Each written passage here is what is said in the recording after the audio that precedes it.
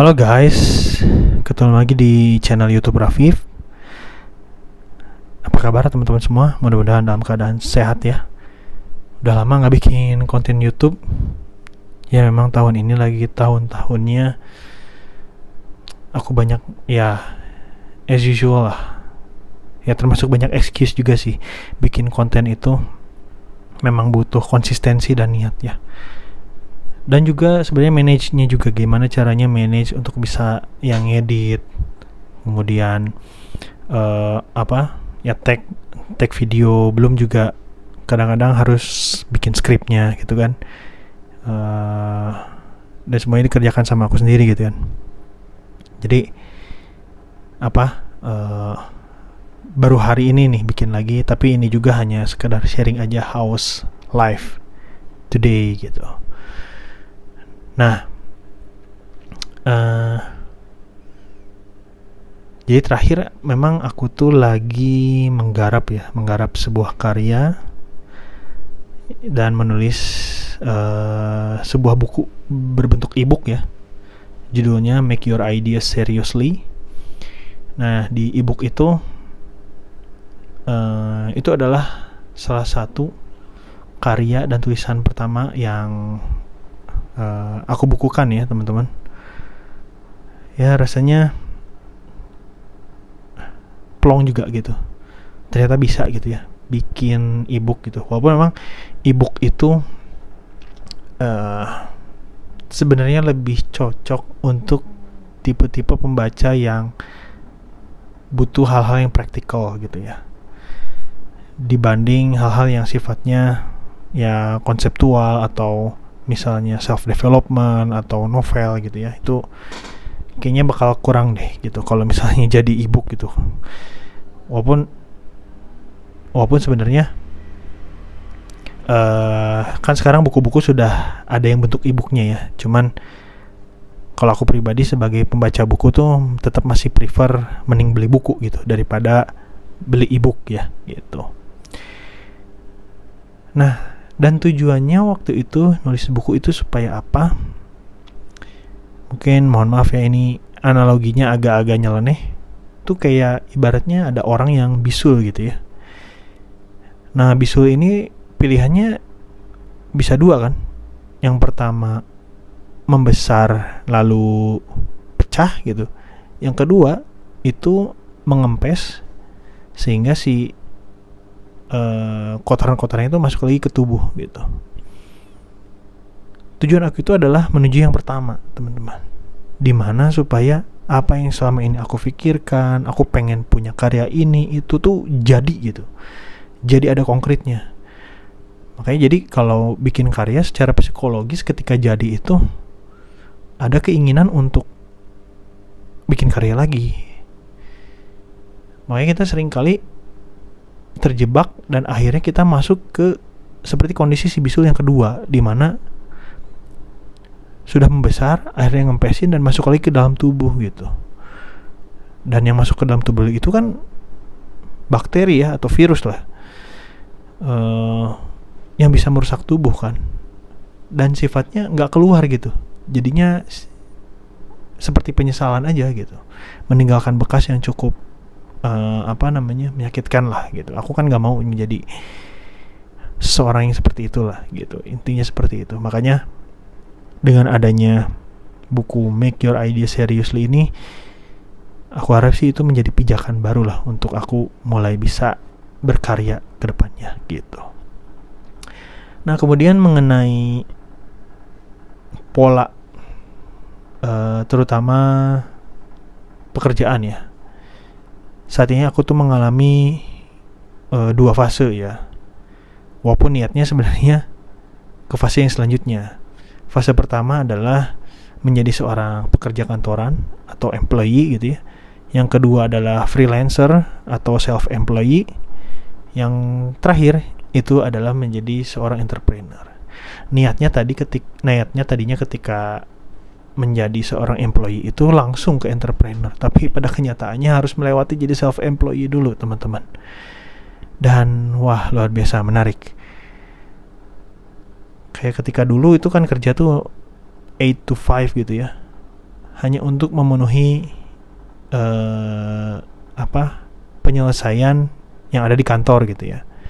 Yang penting apa yang diperintah kantor beres gitu, dan gue dapat gaji gitu. Nah ketika sekarang tuh menjadi self employee gitu ya, menjadi ya istilah bekennya freelancer gitu, itu tuh kayak itu tuh udah beres belum ya? Kan bosnya ya aku sendiri kan, yang punya customer klien gitu, customer atau klien. Kalau dulu kan aku tidak berhadapan langsung dengan customer atau kliennya. Kalau sekarang tuh langsung gitu, kayak ini tuh udah beres belum ya? Kira-kira dia puas nggak ya sama jasa yang aku tawarkan gitu. Jadinya tuh hal itu menjadi hal yang menarik gitu buat aku gitu. Ternyata bisa sevariatif ini gitu ya hidup tuh gitu ya. Bahkan kayak aku sekarang mulai belajar gimana caranya menjual jasa aku nih. Kayak ternyata audiens yang punya kemampuan membayar sekian juta itu berbeda gitu ya, sama yang membayarnya puluhan juta gitu. Itu tuh kerasa gitu. Dan bukan juga berarti menjudge ya, tapi itu akhirnya aku belajar mengkolek data dan gimana caranya bisa menjualkan si jasaku atau karyaku ini ke klien-klien yang nanti menjadi potensi klienku gitu. Makanya luar biasa. Belum lagi memang kehidupan pada akhirnya harus sering-sering bisa kita maknai, teman-teman. Nah, ngomong-ngomong soal memaknai ini tuh ternyata skill ya, untuk bisa memaknai, untuk bisa istilahnya redefining, bahwa yang diolah tuh bukan soal pikiran aja gitu ya, tapi soal rasa juga. Itu penting banget. Karena kadang-kadang keidealan apa yang kita pikirkan itu, kalau kita tidak membumi ya, atau kurang membumi, itu bisa mudah untuk anxiety atau depresi gitu. Makanya cukup kaget juga ketika ya tentu secara penghasilan tidak dapat bulanan gitu ya, dan saat ini kondisinya lebih rendah ya pendapatannya. Itu menjadi kaget gitu buat aku pribadi gitu. Mana kan kalau secara logika sudah berkeluarga lagi ya gitu. Itu kadang-kadang menjadi anxiety yang luar biasa gitu. Nah, tapi momen-momen tersebut akhirnya menjadikan saya menyadari bahwa ya tentunya yang pertama adalah cara Allah untuk mendekatkan hambanya ya. Itu selalu unik gitu. Kita dibikin untuk benar-benar pada akhirnya kita tuh minta pertolongannya hanya kepada Allah gitu. Jadi dibuat ya, makanya krisis itu nikmat sebenarnya, bentuk nikmat. Dan makanya kemewahan itu kadang-kadang malah ujian kan gitu. Krisis itu nikmat, jadi makin nikmat gitu berdoanya. Makin nikmat juga untuk bisa ketergantungan sama Allahnya gitu. Nah itu dari situ aja sudah mulai tuh. Sudah mulai mengubah pelan-pelan, dan akhirnya aku pribadi tuh bisa mengapresiasi hal-hal kecil yang di sekitar aku gitu. Kayak ternyata alhamdulillah aku punya istri yang begitu suportif gitu ya. Bisa dibilang tidak mengeluh sih selama pernikahan ini. Dan kita bisa saling berjuang bersama gitu. Ketika satu sama lain lagi down, kita juga belajar gimana caranya meregulasi emosi satu sama lain gitu ya. Itu ternyata alhamdulillah gitu ya. Itu sebuah hal yang aku syukuri gitu. Pokoknya saking banyak nikmatnya. Makanya emang pada akhirnya kita jangan mengkerdilkan dan menyimpulkan kehidupan kita itu hanya pada satu aspek. Karena kayak mentang-mentang pendapatannya misalnya kecil gitu, terus kita kayak hidup tuh menyusahkan gitu dan sebagainya. Tapi itu tergantung pemaknaan sih. Makanya kebetulan juga aku nonton podcastnya yang di narasumbernya Raditya Dika ya, di podcastnya Magna Talks sama Suara Berkelas kalau nggak salah. Raditya Dika tuh ditanya sama Mas Iyas tuh keren banget ya, saya nanyanya gitu, enak gitu, bisa menggali hal yang dalam tapi juga dikemas dengan pertanyaan yang oke. Ditanya gitu, Mas Radit, ada nggak sih yang bikin Mas Radit itu jadi pengen berhenti berkarya gitu? Ya karena misalnya peduli nggak sih sama komentar orang, atau misalnya ya dihujat karyanya gitu ya. Dia bilang ternyata enggak, dia nggak peduli sama sekali. Dia bahkan butuh kritik sebagai feedback gitu. Nah itu tuh, wah itu mental yang luar biasa sih. Menerima feedback tuh kan hal yang tidak mudah ya. Makanya dari situ kayaknya, dan dia bilang bahwa jelek itu nggak apa-apa gitu. Maksudnya karya kita jelek itu nggak apa-apa. Disitulah saya semakin menyadari ternyata make your idea seriously itu jelek. Tapi kan akhirnya jadi gitu. Jelek tapi ya nggak apa-apa. Jadi kan 1 itu lebih baik daripada 0 gitu. Ya walaupun nanti satunya harus bisa jadi 2, bisa jadi 3 gitu. Itu kan butuh proses gitu.